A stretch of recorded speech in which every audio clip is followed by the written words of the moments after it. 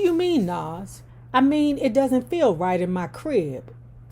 Your crib? She ain't mentioned in this book nowhere that you was helping her pay no rent. I don't hear nobody out there. Hold down.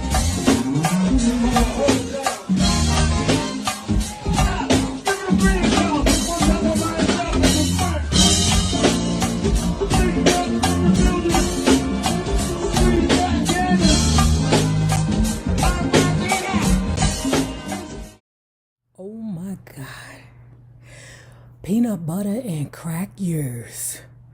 This book may just be better than the Corinne Steffens. Exp0zed. Illmatic was in full swing at this point.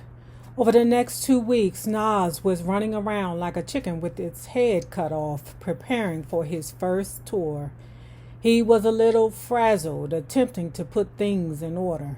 He had to come up with a concept for the show, figure out who he was bringing on the road with him, decide who was getting paid, what, and all of the things that come along with touring. See, if you ninjas weren't full of procrastination, then this would have been done. Tell me I'm lying about the Virgos procrastinating. It is. What did she say? It's 2 weeks before the tour, and he running around frantic because he didn't prepare. Preparation is the key to success. You ninjas who wait to the last minute, I don't know how you do it. Like me, waiting to the last minute gives me anxiety. Let me tell you something. I'm going home soon. I was packed to go home a month ago. Nas had a lot on his plate. I was very supportive of the situation. I didn't beef with him about being away for so long. I knew he had to do what he had to do. And even when Nas would snap at me for no reason, I would let it slide, knowing he was just stressed out. I don't know how I'm going to deal with missing you and Destiny, he said, as glumly as if he were going away to war. It took everything I had not to break down crying as he walked out the door. I hadn't realized how much I had grown attached to Nas over the years. While Nas toured, I played the happy homemaker, staying busy with sewing, knitting, painting, and decorating, all of which I had learned from Shasha.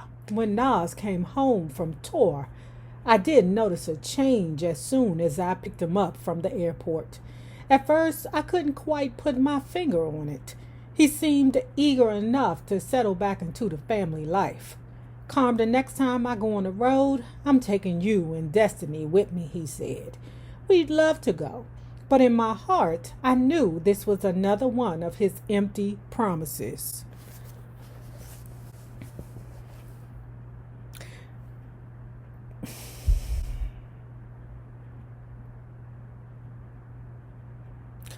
I'm going to leave it alone because I already be weighing you Virgos. We'd love to go. But in my heart, I knew this was another one of his empty promises. He asked many times for us to go on the road with him, but they never came about. He paused, then came over and hugged me hard. I missed you so much, boo. So what are you cooking tonight? Nas loved a home-cooked meal. Over dinner, as we chatted about the tour and Destiny, I had the growing feeling something was wrong, as if Nas could read my mind. He turned the tables on me. Something not right, he said. I keep telling y'all, it's not them Scorpios who are the devils, it's the Virgos. What do you mean, Nas? I mean, it doesn't feel right in my crib. Your crib? She ain't mentioned in this book nowhere that you was helping her pay no rent. Did you have ninjas over here while I was gone? That's when I realized Nas was cheating on me. Later that week, we stopped by my grandmother's, and upon entrance, Shasha could see that I was drained. I had become so caught up in being a mother that I had no time for myself. I guess I hadn't noticed what Shasha did. You look horrible. Are you okay? Ma, look at her. Shasha was always very blunt. Uh-huh. Grandma joined in. They were right. I didn't look so hot. But like I mentioned, my world revolved around destiny, and the furthest thing from my mind was my appearance. Child, you'll lose yourself, child. One day, Nas abruptly announced we were going on vacation to the Bahamas. I wasn't ready to leave Destiny. I couldn't imagine being without her for even 10 minutes. Shasha agreed it was too early, but my grandmother and Nas insisted I go. I reluctantly agreed. I knew that Destiny would be fine with Shasha and Grandma for a week. Yeah, they probably better with them than they are with you. Because, it's your grandmother. Back home, Nas began to spend money like it was going out of style. He splurged on the biggest big screen TV, not to mention all the clothes and jewelries he showered on Destiny and me. Okay, all right. He purchased a new gold Lexus SC300, although he wasn't licensed to drive, which meant I had to do all the driving. It drove me nuts. One time Nas called after being forced to drive himself, and he was unlucky enough to get pulled over. Since he had no license, he would flash his CD cover at the cop and gave him some fancy line about being a star. As much as I hate to say it, it worked every time. I'm not going to front. It agitated me a little when Nas brought pirate loads of jewelry for his friends. It seemed like Nas bought everyone in the projects a chain or ring. Nas, if you don't handle your finances right, you'll be broke. It's a risky business. Money isn't always consistent. You don't have to worry about me providing for you and Destiny ever, Carm. I don't know what the hell that mean. The fuck that mean? I'm trying to tell you stop buying these niggas in Queensbridge chains.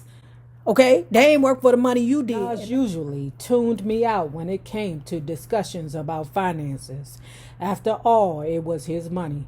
And if he wanted to spend it all on his friends, that was his business as long as he took care of his responsibilities. Okay, pause. Carmen, if I was you, all the money that he would give him, then this is from my own mistakes. If I was you, all the money that he would give me, I wouldn't spend a dime of it. I would still work. I would still have my job because I put myself in a bad situation before where I depended on my wife's income. And we went through a terribly hard time. And I had to recover. And when I recovered, I realized, girl, get you a job. Because this YouTube money ain't kicking it. Nas usually tuned me out when it came to discussions about finance. After all, it was his money, and if he wanted to spend it all on his friends, that was his business as long as he took care of his responsibility. Still, every time I turned around, someone was asking Nas for money. Immediate family, distant relatives, friends, associates, friends turned cousins, and don't forget the new friend of the week. Nas acquired friends quickly, and just about everybody had their hand out. And 9 times out of 10, if Nas had it and you needed it, it was a done deal. Even though Nas had a lot of friends, he was very secretive and protective over our family life. With success came a need for a more secure lifestyle. We had to be selective with the company that we kept. We had a little life to look after. By summer's end, it was time for Destiny's first big outing. My friend Tarjay was hosting one of her famous barbecues, a perfect opportunity to show off Destiny to all my friends. I know you're not taking my daughter to no party in the hood. It's going to be a bunch of ninjas sitting around getting drunk. Are you crazy? What is wrong with your stupid ass friends? Now Nas was raging. Why would they invite you anyway with a new baby? Nas could be so extra at times. I ignored him and went to the party. I couldn't wait to show Destiny off. The company of friends was just what I'd needed. I'd been so caught up in it. Pause, wait a minute. Do you remember When this girl said that Nas's friends had conversations but couldn't spell conversations, Nas giving it back to you today, girl. Well, he gave it back to you. He called your friends dumb.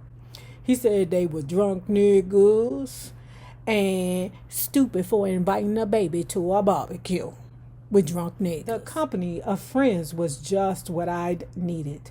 I'd been so caught up in motherhood and playing house with Nas that I forgot to take some time out for myself. What I loved most about my friends was that no matter how much time elapsed between visits or outings, when we did link up, everything always fell back into place.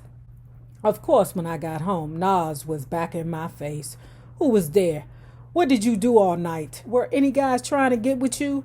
Did you tell any of them where we live? A few days later, I received a call from Risa, a friend of Danae's and Tarjay's or Tarja. I don't know that lady. We met at the barbecue. It turned out we had plenty in common. We both grew up in the same part of town. We both had a knack for fashion, and we both had daughters. Risa and I became pretty much inseparable. We never argued, rarely disagreed, and were always into something. Nas thought Risa was cool, and he hated all my other friends with the exception of Tamika and Tarja.